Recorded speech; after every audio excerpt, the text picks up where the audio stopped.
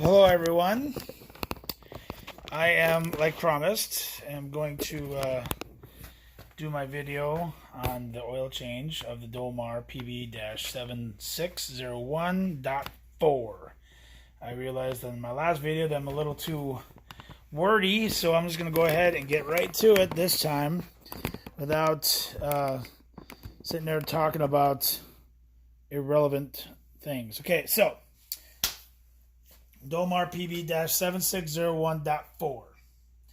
4-stroke leaf blower. That's why it requires the use or the need for an oil change. Basic components. This is your oil fill-up cap. We're going to go ahead and crack that open, get a little airflow on it, like that. Just go ahead and open it. And then I'm going to use a 12 millimeter socket. I use a deep socket. It's just because it's easier for me. You don't have to. You could use an open-ended wrench with a 12 millimeter.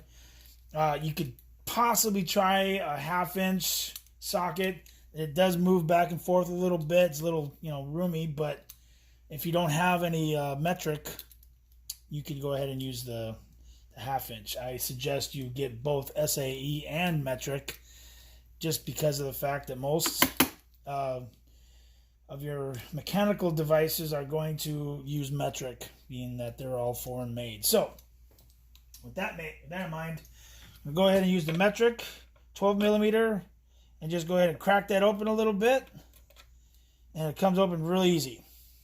Shouldn't be that tight. I'm just going to go ahead and open that drain plug.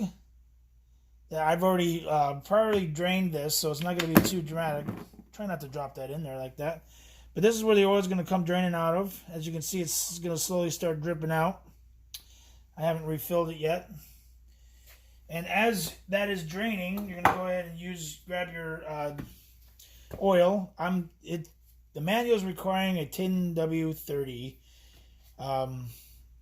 with an API of SF or higher. Now what that means, the API stands for American Petroleum Institute, and that's basically just a title of everything that has to do with oil, And they come up with a grading system of technology, the categories of technology that was used for the oil. This manual is requiring an SF or higher. I think it'll probably be almost impossible to find anything less than that in the stores. This particular grade that I got here is an API SN, and I'm pretty sure that's going to be the average grade that you're going to find. You got the S stands for spark, which is for gasoline engines, and there'll be a C, N, F, whatever, for the diesel engines. So when you're buying oil and you see a 10W30, make sure it has the SF or higher. And like I said, any store is going to be selling a much upgraded oil anyway, so you probably don't have to worry too much about it. But if you do go to, like, say, to a garage sale and you find Bob's case of oil for $5, kind of look at it, make sure it's not 1940 oil. So the manual is asking for 200 milliliters. If you look on the side of your oil thing, it will show you the measurements. It's both in fluid ounces and milliliters. 200 milliliters is really hardly any. I mean, it goes up in increments of 100 milliliters, so it's only 2 tick marks down. So the easiest way I found to add it is just using this little oil pump. This is right here is about 200 milliliters worth. And so I'm just going to go ahead and put that in there and just squirt it up until it's full. Or there's another way you could, if you don't have that little tool, I'll show you. There's a little tick inside there.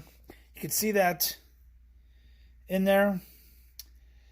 That little flag or whatever you want to call that is buried in oil, then you know you have enough. That's your indicator right there. So that's it. That's basically all it takes to change the oil in this thing. It's rather simple, rather easy. You don't have to be a mechanic to do that. You see how quick and easy that was? Just go ahead and, drain that. Put your cap back in. Make sure it's just snug, tight. We'll go ahead and demonstrate that real quick for you. Get the cap. Let's go ahead and thread that down by hand.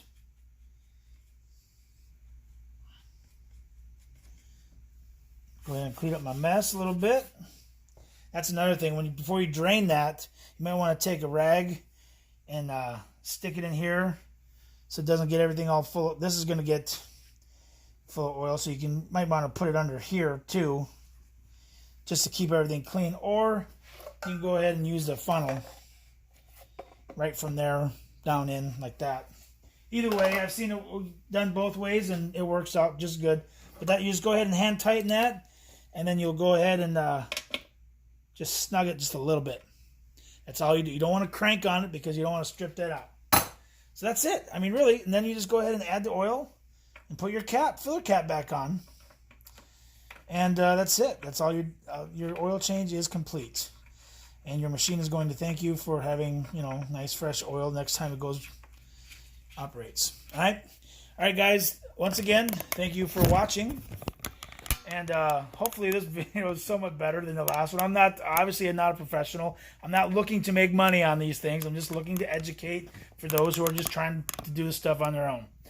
All right, but again, if you're watching it and you have suggestions, go ahead and make some comments. If you like the video, go ahead and like it. Just kind of give me an idea of whether or not I'm wasting my time on these things, all right? As always, have a good day. God bless. Thanks for watching.